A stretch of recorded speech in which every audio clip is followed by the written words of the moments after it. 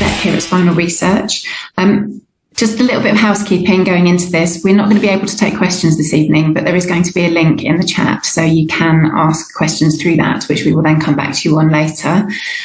We also will be recording the session and sharing it on our YouTube channel, so if you want to watch it again or share it with friends and family, you can do that. So tonight's session is going to be about the really exciting results of the recently published Pathfinder 2 study. I'm very lucky to have a fantastic panel with me today. Stuart, can you knock down a slide? Thank you. So, as I said, I'm Chief Exec here at Spinal Research, and then I'm joined by Tara, who is our Chair of Spinal Research and was a participant of Pathfinder 2, Rob from Onward Medical, Dan, who was another Pathfinder 2 trial participant, as was Sarah, and then Jenny, who currently works at Onward Medical, but prior to that was the director at NeuroConnects. So you're going to hear from all of us today, just some more information about the trial and about the fantastic things that we've discovered through it. So I think from now we'll just start with showing you a brief video, and then we'll move on. So the transcutaneous spinal cord stimulation works by applying electrodes to the surface of the skin, which sends electrical current through to the spinal cord, which excites spinal circuits. Those spinal circuits are then more likely to respond when it receives impulses from the brain, when we're trying to do a motor activity. The study lasts for 120 sessions that's spread out over a year. Participants who have completed the study at this point are seeing changes in their motor function, so their standing ability, walking, core control, and sensation changes, as well as changes to their autonomic function, so bladder, bowel, and sexual function. Having onward ARC therapy available to the greater public will make a massive difference to all people living with paralysis. We are seeing recovery in participants who are over 10 years post-injury, and they're regaining function that they never thought possible. So the benefits I've had from using the stimulator is had different muscle groups come back in my leg, from like my right hamstrings, my hip flexors. Also, I've had bowel and bladder control come back, which when I was in hospital got told that was one of the last things that would come back. So that really surprised me that I managed to get that back quite early on in using the stimulator. One of the benefits I did get back from the stim is being able to lift my leg and move it around, and being told that I'll never be able to move my legs when I was in hospital. This is quite a big achievement for me. Since using the stimulation, a couple of months in, I started to notice more sort of twinges in my quads, and they have just got stronger as the study has gone along, which has allowed me to take my first steps using a walking frame without any supports on my leg, which was, I have to say, when I first had my injury, it was a dream for me, to be honest with you, and something I hoped I'd always do, but to actually do it was quite an emotional experience for me. I have quite a lot of movement which I didn't have, but what I'm pleased with is the core, which I can balance, and I can do sit-ups, and I got a bit of a six-pack going on. I can working on easier transfer as opposed to transferring with the swing, and then I can move and I can practice my huggy bear.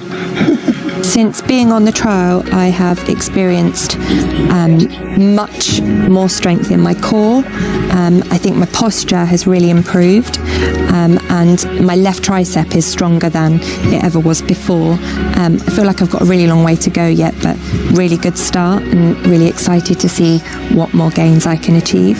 Certainly as somebody with a spinal cord injury, I and people like me have been told so many times that there's no hope and that we can't make a functional recovery, and now to see something like this coming through where people are recovering and they are getting better is just incredibly heartening and incredibly encouraging. And I just, for anybody watching this, I just think it's a wonderful thing to have that hope.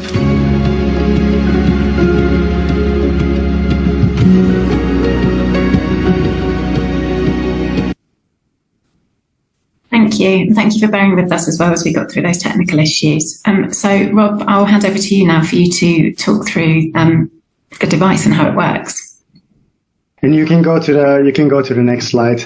Maybe something that I want to start with is that since the study, which ended in the end of 2022, of course, we haven't been sitting still at Onward Medical. So we made a lot of progress to the device that you will see today. It's been super exciting times for us because also the device has recently received approval in the United States, and we're already actively working on trying to get it to Europe.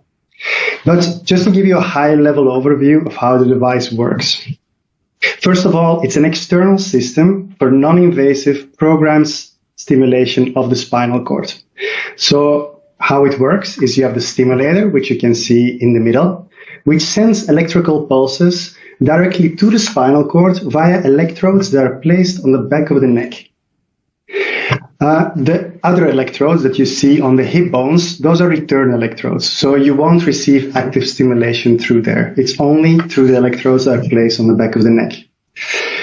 The stimulation itself can be fully customized. For that, we have a programmer with an application, which you can see on the right. What we can do with this is we can change the waveform of the stimulation so that a specific stimulation that is being used for each individual. And that can be fully adapted to the person's needs. You can go to the next slide. The device as well, it's intended to be used in combination with functional task practice. So functional task practice are rehabilitation exercises that you do that are intended to promote even more voluntary movements, voluntary control of your hands and arms. And these could be different types of exercise. It could be simple exercises that isolate your finger movements, like typing, for example. And it can go all the way up to more complex movements, like grabbing something, opening a cup, opening a can, etc. So these are different stages that you can exercise while being stimulated with RTX. The next slide, please. So the device has already been extensively studied, and one of the studies we want to highlight to you now is the pivotal study. So this was a study that was used to receive approval by the FDA. The results of this study were published in Nature Medicine, and we were really excited about the outcomes, and I'll show you some highlights of them on the next slide. So what we were really excited about when we saw the results of this study is that we met all primary and secondary endpoints. What does this mean? We basically were able to demonstrate that the therapy is effective and safe to improve upper limb function after a spinal cord injury. We had 65 trial participants across 14 sites globally. The results are really encouraging, what we saw, because 90% of the participants improved in at least one primary strength or function assessment. So that basically means that 90% of the participants saw some level of improvement in the function that they had. We also noted that 87% of the participants reported quality of life improvements. And what was also very interesting and very encouraging is that people that were even injured for more than 30 years saw improvements by using the device. So when we talk about it's supposed to be used with people with a chronic spinal cord injury, which is typically 1 year or more, like here we could even demonstrate that it could be even people 30 years after their injury could still have meaningful benefits from using the device. We also noted no serious adverse events. So basically, no serious device-related adverse events. So that basically means that the device is really safe to use, which is also critical for us. The study participants also reported other benefits, like, for example, reduced spasm frequency, improved sleep, and improved sensation in the upper body. What this practically could mean into somebody's life is somebody who's able to lift a cup a little bit more easy, like who can push a button on the remote control with more ease, or pick up objects with a fork. These are simple tasks, but really can mean a lot, like for people who have lost this function. Should you go to the next slide, please? Here you can see a short video, and this video shows the impact that the therapy had on one of the trial participants. So the video is broken out in two different sections. In the first section, you will see the first part of the trial. People only received functional task practice, so without any stimulation. People were just training simple tasks, like here, for example, putting the ping pong ball into the bucket. You could see that even after 10 days of training, there were still a lot of challenges with this. The same participants showed, like, after the first day of stimulation, basically saw remarkable improvements.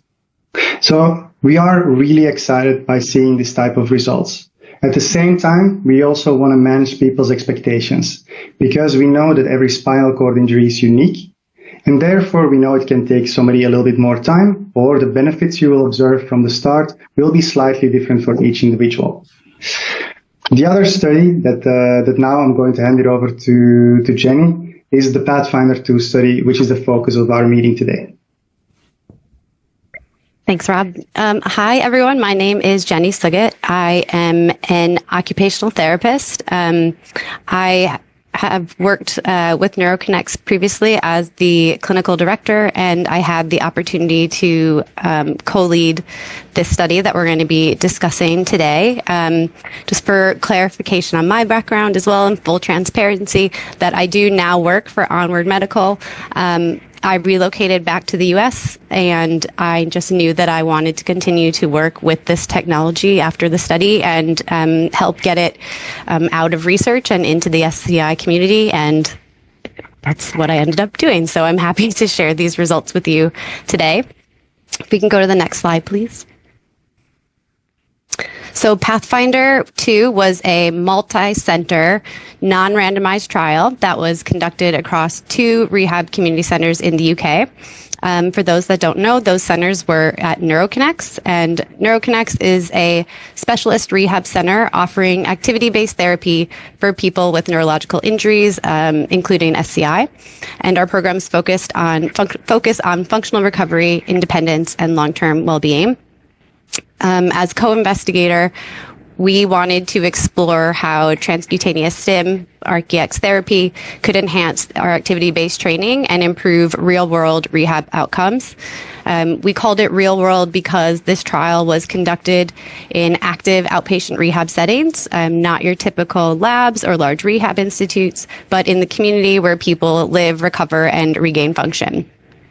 As clinicians, we know the importance of making advanced therapies more accessible, and we hope that this study would demonstrate that neuromodulation can be safely and effectively integrated into real-world rehab settings. So we enrolled 10 participants with chronic SCI. It ranged from C2 to T12, and Asia Impairment Scale classifications A through D, so completes and incompletes. And we did so that we could try and capture a range of severities and functional abilities. All participants were injured for at least 1 year, and participants to take part in the study had to complete 120 sessions. Those were completed over a year-long period. It was approximately 3 times per week attendance for 2-hour sessions. The transcutaneous RTX intervention was applied for a minimum of 45 minutes per session, and the electrode placements and stimulation parameters were individualized based on the participants' needs and functional goals.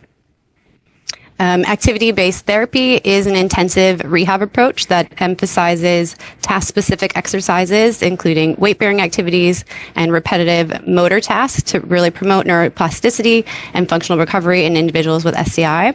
And so pairing transcutaneous stimulation with the activity-based therapy, we tailored exercises to target 4 different areas, and that was trunk, upper body, lower body, and then hand function. And all of the intervention focused on active participation and voluntary effort by the participants during exercises. So this was not an intervention that was simply applied to the participant and then just passively run. Participants were actively participating in their exercises and try and connect the brain boost to the spinal cord. So then on the table here on this slide, this provides an overview of the study population, and this just helps us understand the diversity of the trial participants. So as I said, there were 10 individuals. It ended up being evenly split between 5 cervical injuries, or cervical, as you say in the UK, and 5 thoracic injuries. It ranged from 21 years old to 66 years old, which is important because rehab needs can vary significantly with age. The time since the injury also varied. It had to be at least 1 year post injury, and participants in this study happened to range from 21 months injury at the time of the study to 201 months, which equates to just over 16 years since injury. And again, this allowed us to assess whether stimulation benefits both recent and long-term injuries. You'll see here the injury level and classification based on the Asia Impairment Scale classifications.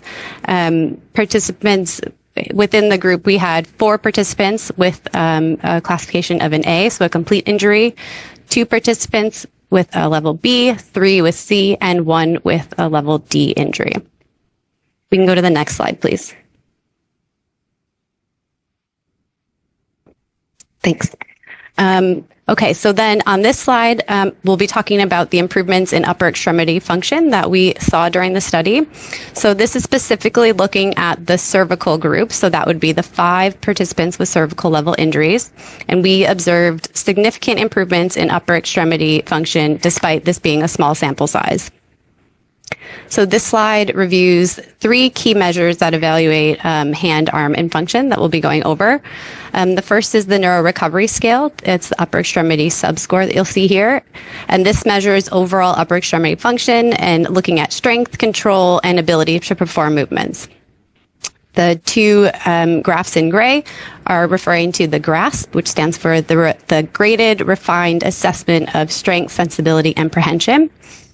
The first one is looking at prehension ability. So that is looking at how well someone can physically grasp and hold and pinch objects. And then the third one is looking at the prehension performance, and that looks at more so how somebody can functionally use their grip. So how can they manipulate objects? How can they open bottles and pour water and use their grasp in a functional manner? So the first graph here, again, that's the Neuro Recovery Scale. It's the upper extremity subscore. So each bar in these graphs is representing a different stage of assessment during the study. So the first bar being your baseline, and then every 20 sessions from there. So you've got baseline, 20 sessions, 40, 60, 80, 100, and 120. And what you see here is a steady increase over time, meaning that participants showed progressive improvement in their upper limb function as they continued therapy. If you move to the second graph here, it's following the same timeline of every 20 sessions, and it shows that participants' grasp ability improved gradually over time as well.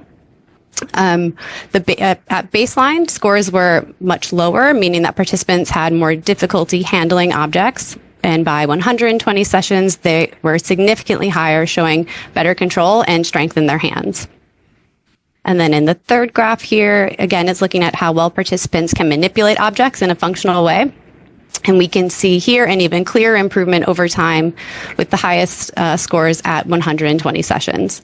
And so this tells us that the ARC-EX therapy not only strengthens hand function, but also improves this real-world application of movements, which is critical for participating in everyday activities. One thing that's important to note is that the scores are continuing to improve at that 120 mark. So we, as the researchers, assume that recovery would continue with ongoing use of ARC-EX therapy. And while this is a very small group of participants and does need to be examined in a larger scale, what we observed was clear measurable improvements in hand and arm function over time. Can we go to the next slide, please? So then here we're going to be looking at the improvements in trunk function and balance. This is looking at the full cohort, so all 10 participants, and showed that trunk function and balance improved after 60 sessions with continued progress thereafter. So here we are looking at the improvements in, again, the Neuro Recovery Scale, but the trunk subscore, and also looking at the Berg balance score. This is a measure that looks at balance and mobility, and also is a good indicator for safety when it comes to mobility and a risk of falls. So trunk control is essential for all postural stability, which is needed in almost everything that we do. So to maintain sitting independently, to do any sort of standing activity, you need to have trunk control. To hold your head up, you need trunk control. And use your arms for anything from reaching, dressing, transfers, you need to have trunk control.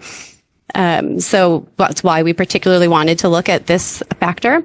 And the improvements in balance can also lead to greater functional independence overall and reduce the risk of falls.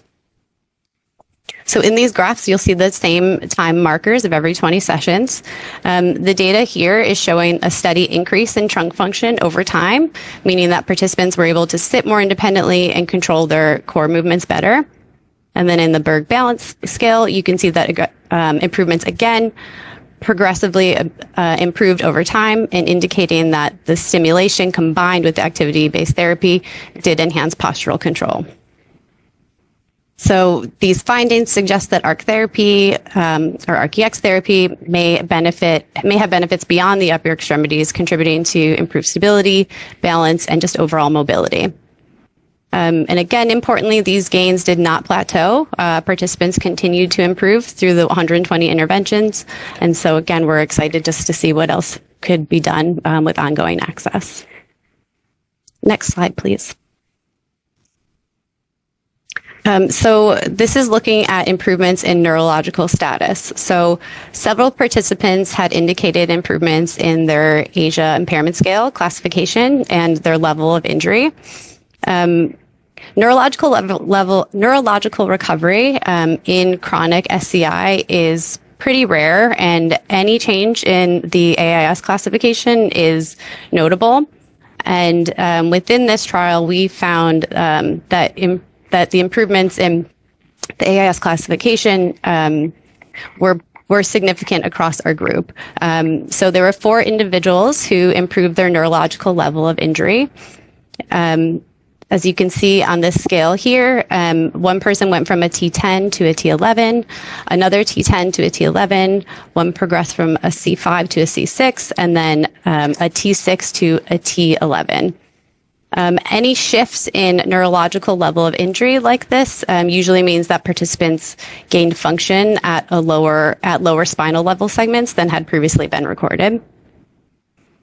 And then we'll look at the classification score here, which typically indicates an increase in sensory or motor function below the level of injury. So here there were 3 individuals who improved their AIS classification. One person progressing from a B to a C, one from a C to a D, and significantly, one participant transitioned from an A to a C, so transitioning from a complete to a C-level incomplete, which we found to be fairly significant. And again, these results suggest that prolonged use of ARC-EX therapy may contribute to meaningful neurological recovery in some individuals with chronic SCI. Next slide, please.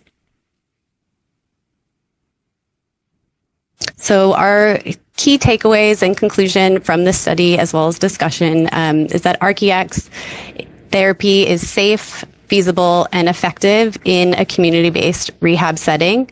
There were no device-related adverse events reported, confirming that the therapy is safe. Hand sensation, as measured by the grasp, is significantly improved. And 50% of the participants showed signs of neurological recovery. So we feel that continued improvements were based on this longer therapy access, and suggest that ongoing rehab will continue to show improvements. These findings reinforce the potential for ARC-EX therapy as a long-term rehab strategy for people with chronic SCI. We're hopeful that, unlike traditional rehab approaches, this therapy has the potential to enhance neuroplasticity and drive functional gains even years after injury.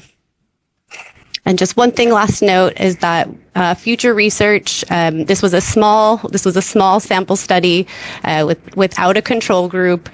So while these results are significant in this setting, future research does need to be done to include control groups and looking at optimizing therapy protocols and just further exploring the long-term benefits for people living with SCI. Thank you. Thank you so much, Rob and Jenny. That was so interesting. So brilliant, thank you. Moving on from that, I think it would be wonderful to hear a bit more from Dan and Sarah, who were participants in the trial. Dan, I'll start with you if that's okay. It would be just wonderful to hear a little bit about you and when you were injured and how that happened. So my injury came in 2016. I was on a night out with my friends. My drink got spiked, and the next thing I remember is waking up in a ditch on my own and fell 23 foot off a bypass. Sorry to hear that. And what was your injury level as a result of that?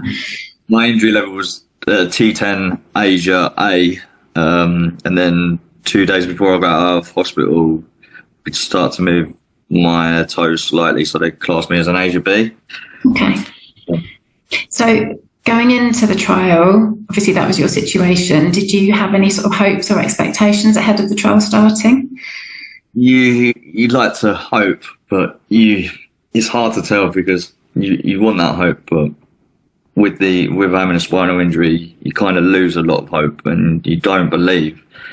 But obviously doing this trial, it proving me wrong and proving everyone else wrong about it is a massive thing.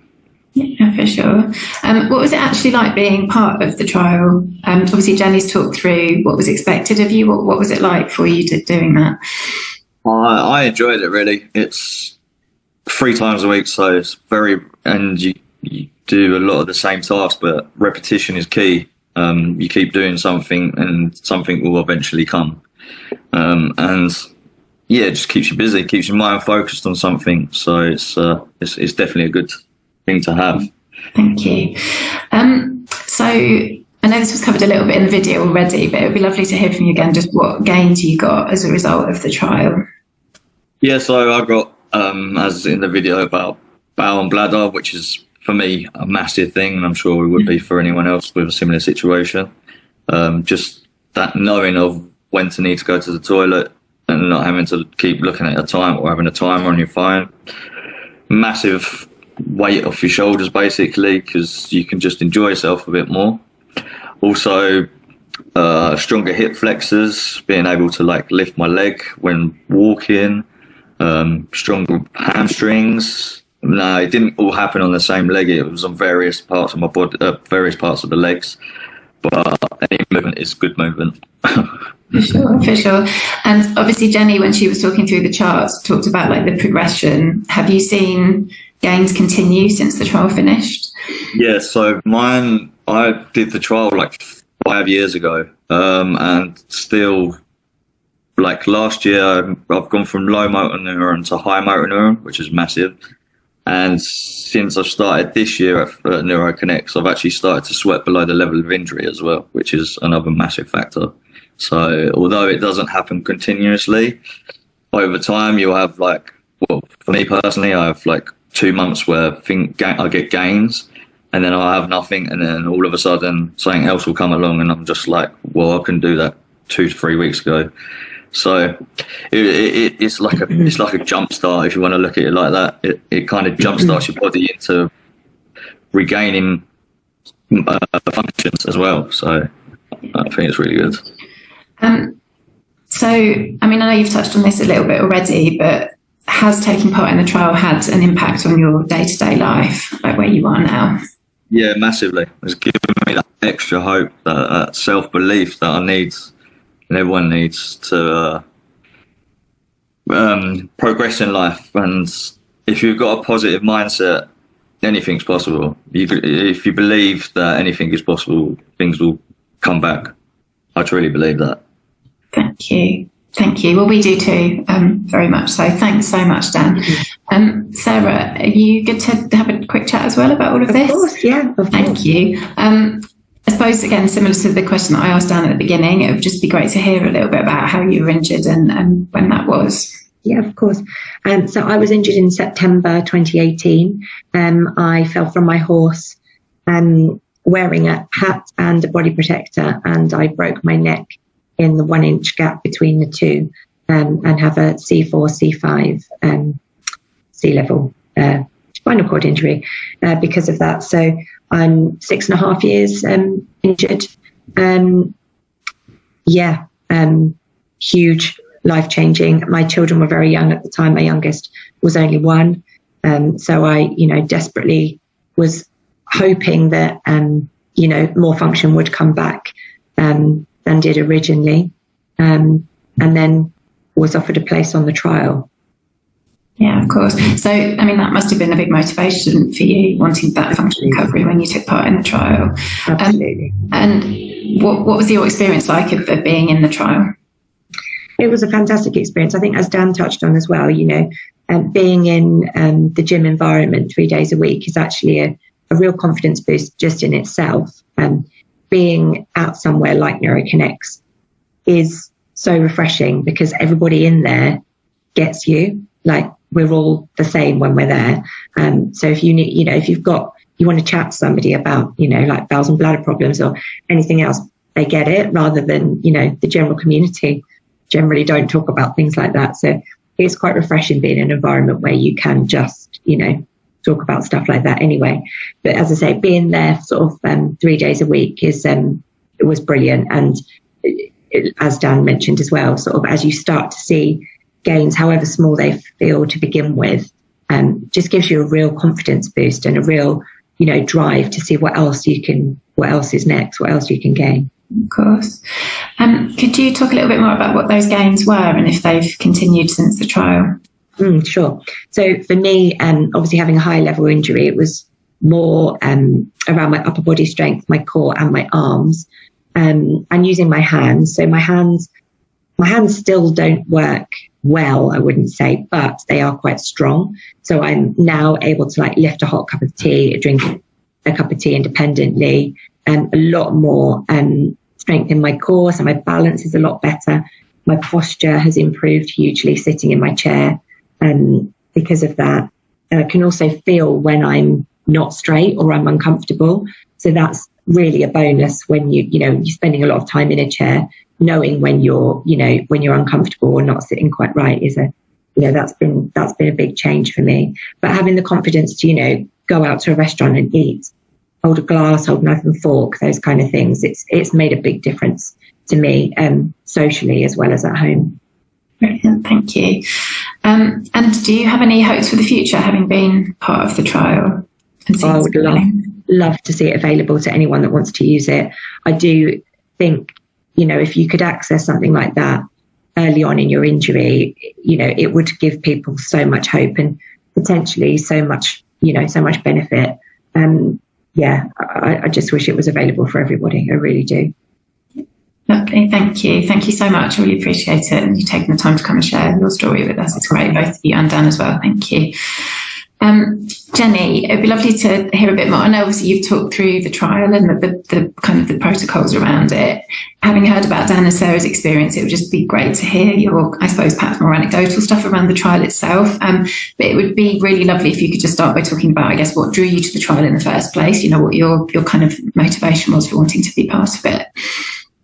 Yeah, the interest in being part of it was essentially having opportunity to have access to this technology and being able to get this technology to the community and not just using it in a research setting. So that's what initially drew me in. There's so much, so many times technology is gatekept from the community. And I know as wearing my OT hat that we get frustrated as well, that there's not a lot that we can do sometimes outside of our traditional setting.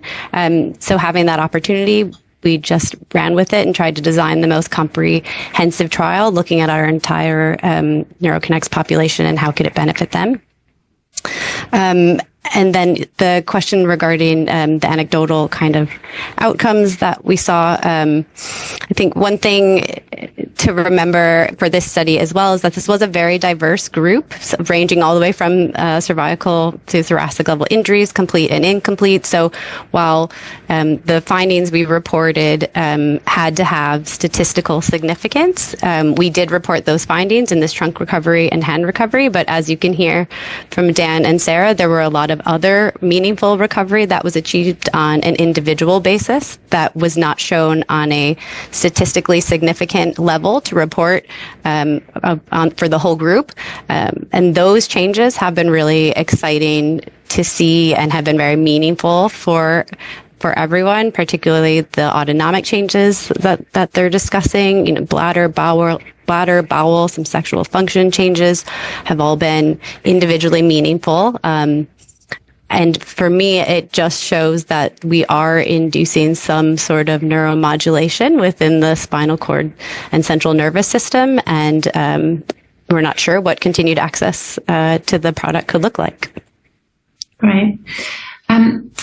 So I understand, obviously, from the things that Dan and Sarah have said and what you've said, that different people responded to the trial in different ways and had different results. Could you just talk a little bit about why that might be? Yeah, well, essentially we're trying to boost the signal from the brain to the spinal cord, and every spinal cord, as anyone with a spinal cord injury or working with spinal cord injury knows, you can have the exact same injury on paper and you present very differently in person based on your remaining function. So the fact that we're trying to boost these signals and the innervation varies so greatly, I think it really influences how the stimulation interacts with these remaining pathways. And so therefore we saw a big varying degree and nature of the recovery among the participants. Yeah, for sure. And was there anything kind of unexpected that came up that you were particularly excited about during the trial? Or I guess any kind of one main outcome that you were most excited about? I mean, for us as a NeuroConnect's outpatient center, we're very happy to see that it was safe, effective, and feasible to be conducted over this year-long period. We didn't, at the end, I think Dan and Sarah could speak for themselves, but participants wanted to continue with this therapy. It wasn't a burden to their life. If anything, it enhanced their life. Unexpected outcomes for me. Were these autonomic changes that were being reported that we didn't have the right outcome measures to really grasp the sensitivity of these changes, but the individual reports of changes and the impact on their individual life is really what was the most meaningful from my perspective. Of course. And then looking to the future, what would you like to see that look like in terms of neuromodulation? What comes next? More research being done in the community like this as well, so that while the SCI community is waiting for this and other neuromodulation technology to come their way, they're getting access to it and don't have to just be located near a larger university or rehab institute. And then wearing my onward hat, I'm just really excited that this is now, there's a technology in the US approved specifically for SCI, offering hope to this community, and we're very eager to get it over to EU and the UK. As everyone knows, this is a very underserved population, and this feels like it's just the beginning for neuromodulation therapies. And we're just excited to continue to expand treatment options and improve the quality of life for this community. Wonderful. Thank you so much. I really appreciate that. Tara, I'd like to introduce you, if you don't mind, to the group. Obviously, you're here in your capacity both as a trial participant and as chair of spinal research. Would you just mind telling us a little bit about you and your injury and then your experience as well on the trial? Yeah, sure. So I also fell off a horse, landed on my head 10 years ago now. So I'm a C6-7 tetraplegic. I think my experience of doing the trial was exactly as Sarah and Dan have said. It was uplifting, it was motivating, It was pretty straightforward. I'd also add that it wasn't painful. I didn't know how much the stimulation was actually going to hurt when they first stuck the electrodes on me. I had visions of me doing that thing like you do in cartoons where you can suddenly see your skeleton like through your skin. But it wasn't like that at all. It was probably less painful, I would have said, than FES, if anybody's had FES stimulation. So that was great as well. And to be honest, most of the time when I was doing the exercises, I didn't even notice that the stimulation was actually doing anything particularly. So it wasn't painful. So yeah, very easy to do. But yeah, obviously you have to put the effort into the rehab. And kind of keep on repeating tasks and stuff like that. But generally a fantastic experience and very motivating. Thank you. Rob, obviously we've touched really briefly there with Jenny on the question of availability and ArchiEx being approved for clinical use in the States recently. Could you just talk through a little bit about what FDA approval actually means? Yeah, really excited about that. Like for us, this was a major breakthrough as a company, so I can definitely share more details. What it basically means is that now ArchiEx can be integrated into clinical practice. So clinics, like you have mentioned, they can use the device and start prescribing it to people with a spinal cord injury. What is always important to note here is that we always can use it in line with the indicated use. And in the United States, we received the indicated use is basically, it should be used for people with a chronic cervical spinal cord injury that is incomplete. And with the objective of improving hands, strength and sensation. That's basically the focus that we have at the beginning. Hopefully in the future, we will be able to build on this, of course. Of course. Okay. And you can imagine, I'm sure everyone tuning in tonight will be really keen to hear what comes next, particularly what the plans might be for the treatment reaching the UK. The thing is, like it always, you want to be that it arrives as soon as possible. So, but the good thing is like the process for getting access to another country and making it available for everyone, it's typically a long process. There's different steps. The good thing is we're already working on the regulatory approval. So we're actively working on getting regulatory approval for CE marking in Europe. And based on this, we will be able to access the UK as well soon thereafter. We hope that this will happen towards the end of 2025. Thank you very much. I know it's impossible to put a time on these things, isn't it? But it's just really encouraging to hear that we're working hard on getting that to happen. Thank you. Tara, coming back to you, obviously this has been a really exciting time for all of us at Spinal Research, as well as for anyone living with a spinal cord injury with this news as Pathfinder 2 was published. Would you be happy just to talk a little bit about Spinal Research's plans in the short term and kind of the work we're doing to help hopefully get this treatment to as many people as possible? Yeah, so our mission is to deliver restoration function and ultimately a cure to everybody with a spinal cord injury. And I think the important thing to say is obviously all of us with the spinal cord injury know that it takes a whole load of functions. So getting to a cure for paralysis will be a journey of various function restorations. It's not going to be one thing. But I think what's been really exciting about seeing this happen is, this is what I sort of call the beginning of the end of paralysis. And it's also been fantastic to see Pathfinder have so many different effects on people. So obviously, Rob was just talking about what the FDA clearance in the US was, which is very specifically for cervical injuries. But as we saw with Pathfinder, we had it on all sorts of different levels of injury and age of injury, and saw lots and lots of different results. So that's very exciting.